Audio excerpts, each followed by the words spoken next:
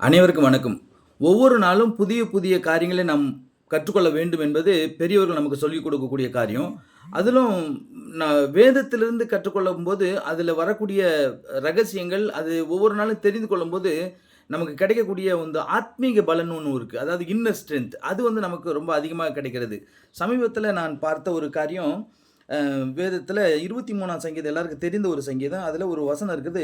"என் தலையை எண்ணெயால் அபிஷேகம் பண்ணுகிறீர்" அப்படின்னு சொல்லி ஒரு வார்த்தை. அந்த வார்த்தைக்கு நெறைய நேரங்களில நம்ம வந்து ஒரு ராஜாவ அபிஷேகம் பண்ணக்கூடிய அல்லது தலையில எண்ணெய வார்க்கக்கூடிய அந்த அந்த பிக்சர் தான் நம்ம மனதிற்கு வரும். ஆனால் சமீபத்தில கிடைத்த ஒரு ஒரு அதிகம் ஒரு அற்புதமான ஒரு ரகசியம் என்ன அப்படின்னா,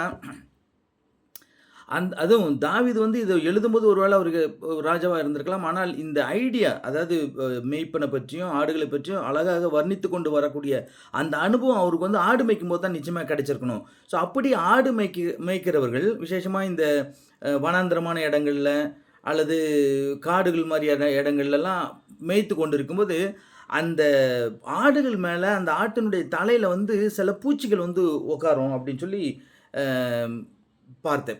அதாவது நெறைய பூச்சிகள் சில இடங்கள்ல வந்து இந்த ஈ மொய்க்கிற மாரி நெறைய இது வந்து தலையில மொய்க்கும். அப்படி ஈ மொய்க்கும்போது அல்லது பூச்சி வந்து கடிக்கும்போது, அந்த ஆடுகளுக்கு என்ன செய்யணும்னு சொல்லி தெரியாம அதனாலே அகற்றத் தெரியாது. அதனால அது என்ன பண்ணும், பாறையில போயிட்டு மோதும். அது அது கடிக்க கடிக்க இதுக்கு ஒரு மாரி டென்ஷன் ஆக பாறையில போய் மோதி அது சாகுற நிலைமைக்கு கூட வரும் அப்படின்னு சொல்லி. ஸோ அப்படிப்பட்ட சூழல்கள்ல தான் இந்த மேய்ப்பர்கள் அந்த ஆடுகளுக்கு வந்து தலையில வந்து எண்ணெய தடவுவாங்க. அதாவது எண்ணெய ஊத்துவாங்க. ஊத்தி அது ஃபுல்லா வந்து கிளீன் பண்ணுவாங்கன்னு சொல்லி. இத இத பார்க்கும்போது எனக்கு என் நண்பர் ஒருத்தவங்க வந்து நர்ஸா இருக்காங்க. அவங்க என்ன சொன்னாங்கன்னா, சில கொசுக்கள் வந்து நம்மளுடைய முட்டிக்கு கீழ தான் வந்து கடிக்கும். அது எல்லா கொசு கடிச்சாலும் நமக்கு பிரச்சனை கிடையாது. ஆனா பெண் கொசு கடிச்சுச்சுன்னா பிரச்சனை உண்டு. அந்த பெண் கொசு வந்து முட்டிக்கு கீழ கடிக்கும்.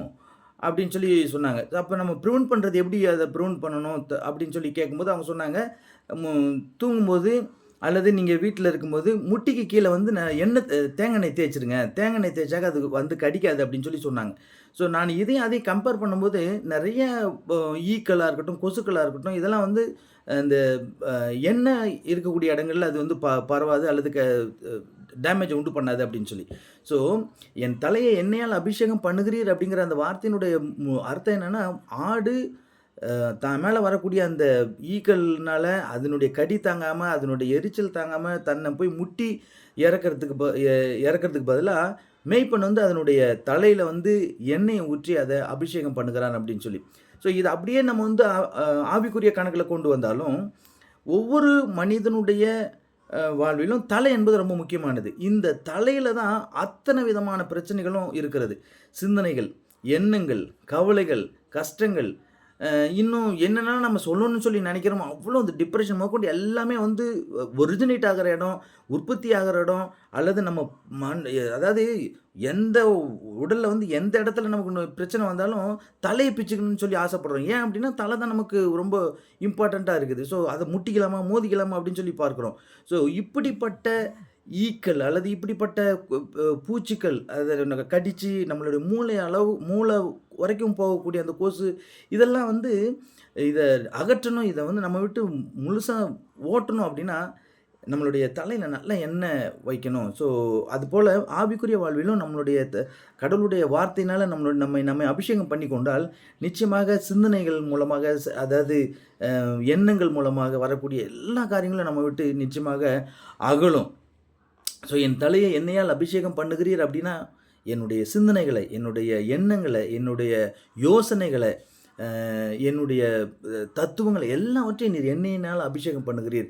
அது எனக்கு வந்து ஒரு பெரிய மாற்றத்த தருகிறது என்பது தான் இதனுடைய ஒரு ரகசியமான அர்த்தம் அப்படின்னு சொல்லி நான் பார்த்தேன். Thank you so much.